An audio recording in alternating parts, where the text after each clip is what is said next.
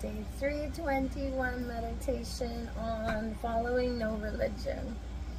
As economic and technological progress advances, we depend more and more closely on each other.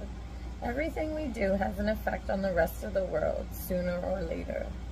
And in its turn, the state of the world has repercussions on the happiness or misfortune of each individual. We can no longer get away with a narrow-minded vision as in the past, and take only one element into account, a single cause or a single factor. Nowadays, each situation must be considered with all its facets.